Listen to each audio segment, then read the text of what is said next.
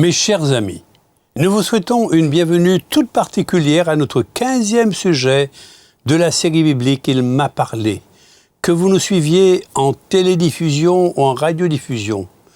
Nous tenons une fois de plus à vous remercier pour l'intérêt que vous nous témoignez depuis le début de nos présentations. Nous vous proposons le 3e et dernier volet autour du thème « Jésus et les puissances démoniaques ». Et nous espérons de tout cœur ne pas avoir créé en vous un sentiment d'effroi tout au long de nos présentations précédentes.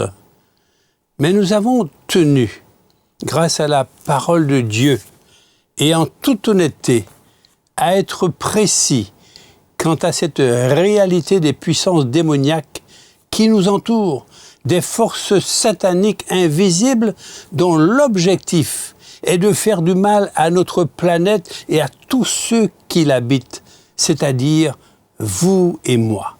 Nous allons prier. Notre Dieu, notre Père, daigne, nous t'en prions, nous assister durant ce moment où ta parole libératrice sera proclamée. Puisses-tu bénir abondamment toutes celles et tous ceux qui nous font l'honneur de nous suivre, au nom de Jésus. Comme vous le savez, mes chers amis, là où il y a poison, il y a un antidote.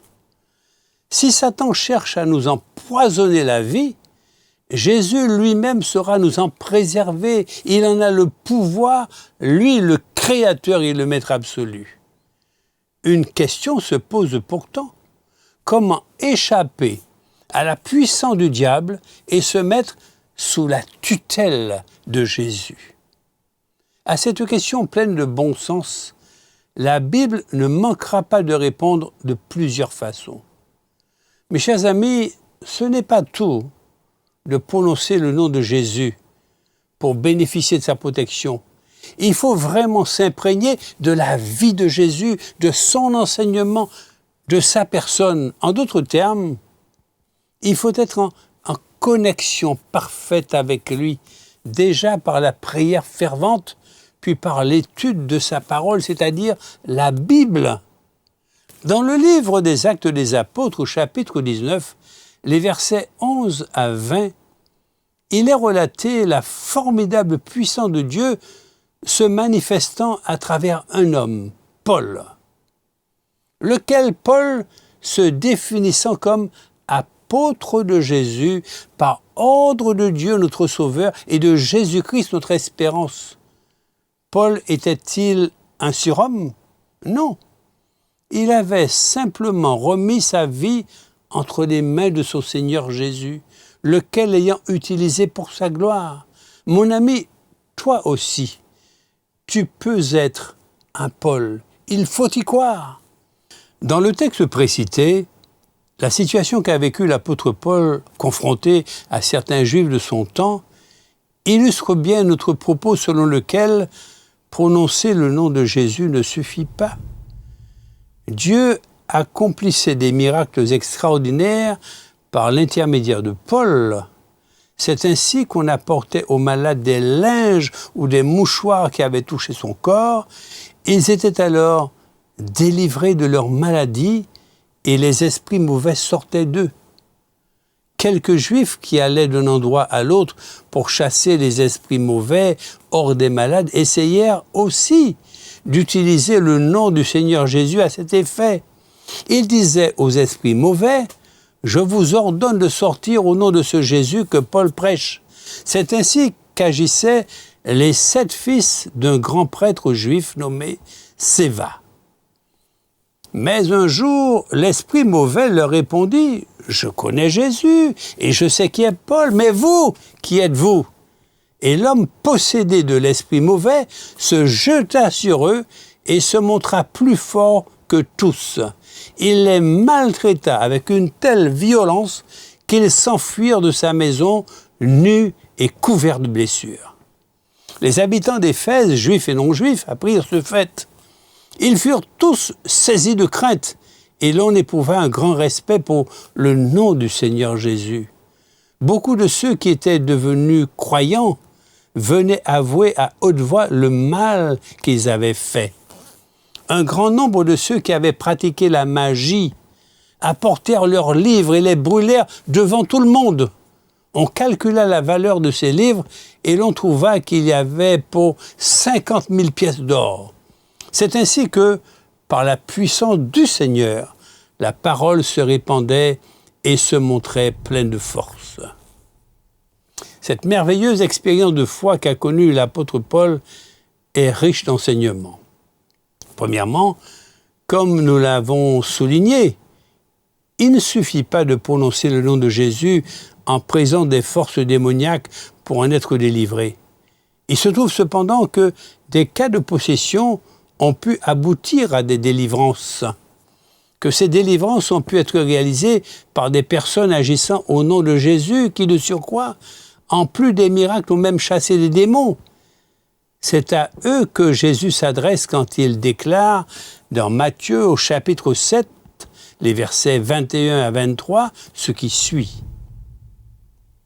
Ce ne sont pas tous ceux qui me disent « Seigneur, Seigneur », qui entreront dans le royaume des cieux, mais celui-là seul qui fait la volonté de mon Père qui est dans les cieux. Beaucoup me diront en ce jour-là, « Seigneur, Seigneur, n'est-ce pas par ton nom que nous avons parlé un prophète, par ton nom que nous avons chassé des démons, par ton nom que nous avons fait beaucoup de miracles ?» Alors je leur déclarerai, « Je ne vous ai jamais connu, éloignez-vous de moi, vous qui faites le mal. » Et pour cause, car il y avait dans ces manifestations-là la puissance de Satan qui agit. En effet, en termes de prétendues guérisons, de simulacres de désenvoûtement, etc., Satan et ses suppôts, pour rendre crédibles leurs manifestations spectaculaires, aux yeux et aux oreilles des millions de personnes désireux sincèrement d'être sorties et d'être guéries de leurs maux, déclarent haut et fort, au nom de Jésus. Certes, il y aura des guérisons, il y aura des délivrances, mais elles ne seront qu'apparentes et éphémères. Nous sommes dans le monde de l'illusion. Nous rappelons que Satan est limité dans ses pouvoirs d'une part, et d'autre part, il n'a certainement pas à cœur notre bien-être. Tout au contraire, il veut notre perte à tous. L'utilisation du nom de Jésus dans ces programmes de grande envergure, de guérison et de délivrance est en fait une stratégie, une ruse du diable pour amener beaucoup de personnes, beaucoup de croyants, beaucoup de chrétiens à s'imaginer que c'est par le pouvoir de Jésus qu'elles ont été guéries. Mais malheureusement, la réalité est tout autre car Satan n'a qu'un seul et unique projet, faire tomber le maximum dans ces pièges de destruction massive. Jésus guérit totalement. Jésus libère totalement. Physiquement, moralement, mentalement, psychologiquement, psychiquement, spirituellement. N'est-il pas l'agneau de Dieu qui ôte le péché du monde ? N'est-il pas celui qui est venu pour nous sauver des griffes de Satan ? N'est-il pas le Créateur, le grand vainqueur d'une créature rebelle ? La Bible déclare ce qui suit dans 2 Corinthiens au chapitre 11, les versets 13 à 15. Ces gens-là ne sont que de faux prophètes, des tricheurs qui se déguisent en apôtres du Christ. Il n'y a là rien d'étonnant car Satan lui-même se déguise en ange de lumière. Il n'est donc pas surprenant que ses serviteurs aussi se déguisent en serviteurs du Dieu juste, mais ils auront la fin que méritent leurs actions. Mes chers amis, s'il est vrai que votre situation de santé est pénible, voire préoccupante, que vous ressentiez le besoin d'une délivrance parce que des forces surnaturelles vous maintiennent dans une servitude dégradante, alors nous vous invitons, comme l'a fait en son temps le sage Salomon, à demander à Dieu de vous donner le discernement nécessaire afin de détecter le vrai du faux, afin de reconnaître entre mille Jésus, votre libérateur. Ayez toujours à l'esprit, mes chers amis, que le discernement est une bénédiction que Dieu accorde à ceux qui le cherchent de tout leur cœur. Vous me chercherez et vous me trouverez si vous me cherchez de tout votre cœur. Jérémie au chapitre 29 et au verset 13. Le diable, nous le disons et nous le répétons, est un usurpateur, un menteur. La Bible dit de lui qu'il est le père du mensonge. Il est le maître de l'illusion, un voleur, un tricheur. Il n'a d'autre intention que celle de vous ensorceler, de vous hypnotiser pour mieux vous détruire, pour mieux vous anéantir. Dieu, au contraire, vous accorde la raison et la prudence afin que vous entrevoyiez ce merveilleux projet qu'il a pour vous.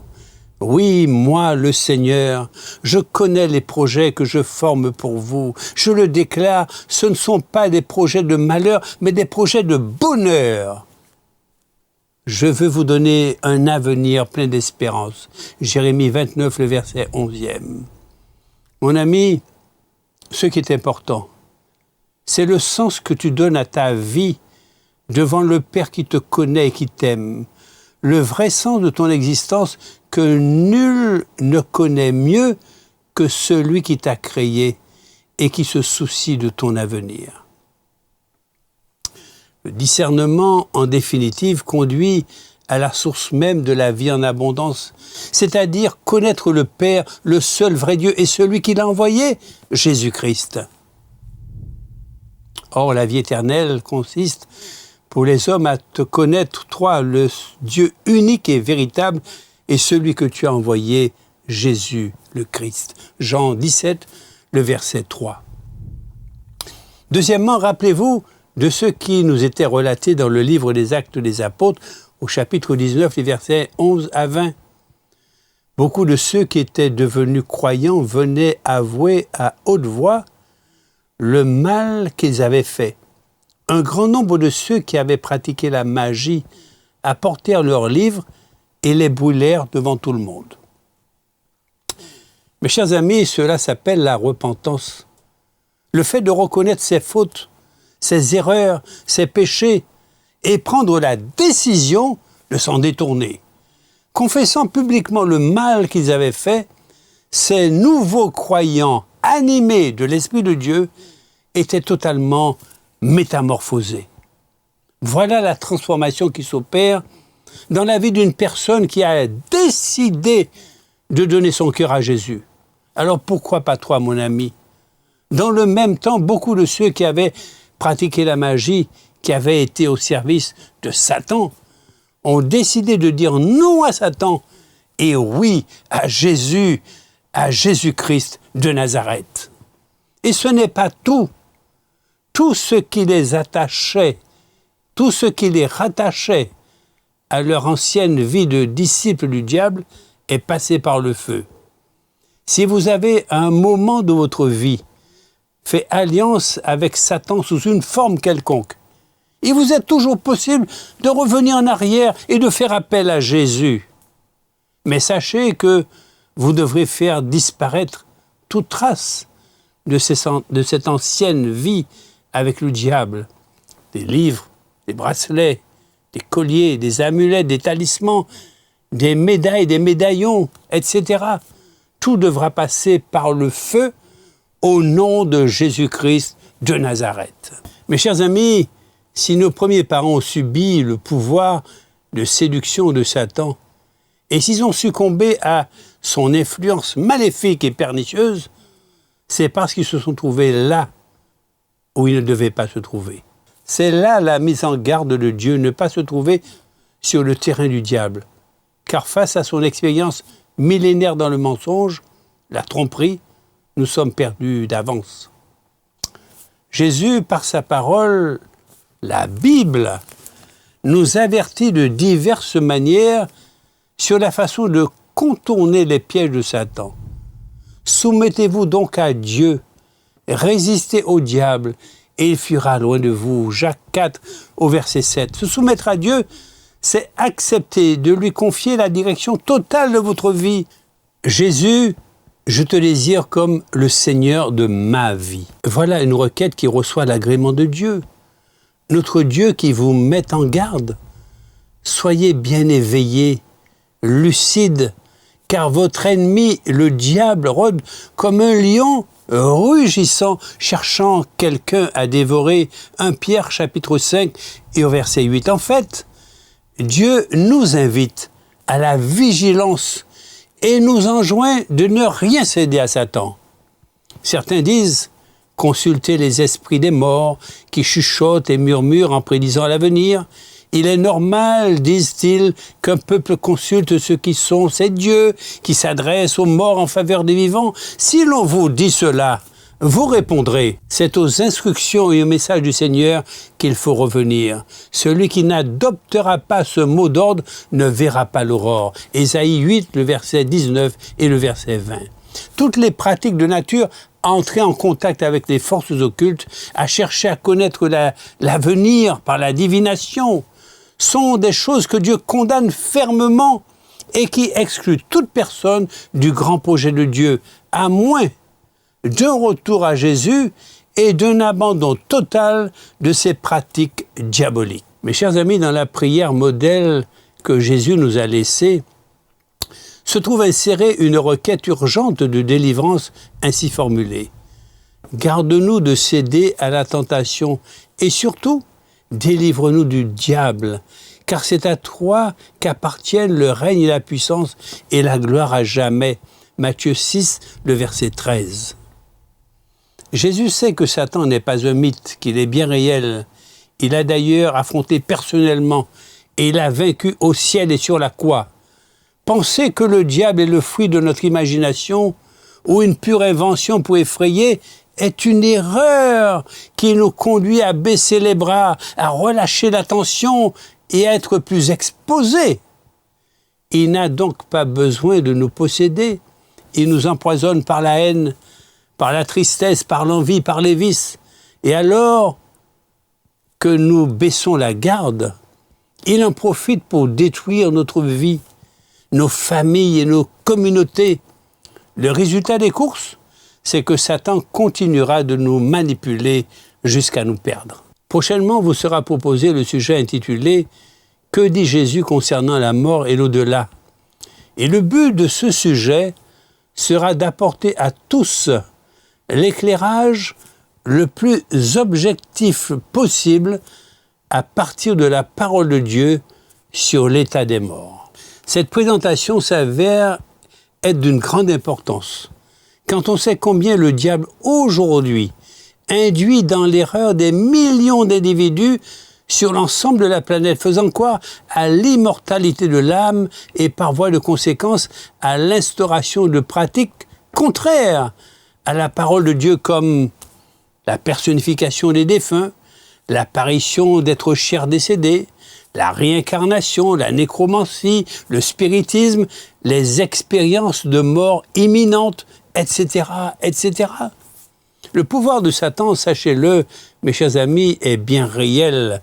L'étendue de ses actions, renforcée par ses anges déchus, est stupéfiante. Mais ce pouvoir du diable est limité et son champ d'action aussi. Pourquoi ? Parce que Dieu est au contrôle et qu'il est disposé à répondre à tout appel au secours. La Bible déclare ce qui suit. Sans doute, nous sommes des hommes et nous vivons comme tels. Mais nous ne menons pas notre combat d'une manière purement humaine. Car les armes avec lesquelles nous combattons ne sont pas simplement humaines. Elles tiennent leur puissance de Dieu qui les rend capables de renverser des forteresses. Oui, nous renversons les faux raisonnements ainsi que tout ce qui se dresse prétentieusement contre la connaissance de Dieu et nous faisons prisonnière toute pensée pour l'amener à obéir au Christ. 2 Corinthiens au chapitre 10, les versets 3 à 5. Mes chers amis, en conclusion, Rappelez-vous à tout instant que pour mener à bien ce combat, le Seigneur Jésus vous a doté d'armes puissantes dans la prière et la parole de Dieu. Nous vous invitons à en faire usage constamment, car il s'agit des armes de Dieu qui font fuir les puissances démoniaques. Nous allons prier. Mon Dieu, mon Père, Seigneur Dieu, tu es fort et puissant. Je te demande de me délivrer des pièges, de me protéger des tentations du monde. J'ai besoin de rester sous tes ailes protectrices. Il y a dans ce siècle bien trop de dangers qui peuvent m'atteindre et me détruire. Père, au plus haut des cieux, tu es mon Sauveur et Seigneur. Sans toi, je ne pourrais vivre. Je m'accroche à toi et je suis en confiance que Satan ne pourra jamais m'atteindre tant que je marcherai sous tes précieux conseils. Je suis ton enfant et je suis assuré que rien ne pourra m'atteindre dans le nom de Jésus-Christ. Amen. Alors, prochainement vous sera proposé le sujet intitulé « Que dit Jésus concernant la mort et l'au-delà ?» Le but de ce sujet sera d'apporter à tous l'éclairage le plus objectif possible à partir de la parole de Dieu sur l'état de mort. Alors à bientôt, chers amis.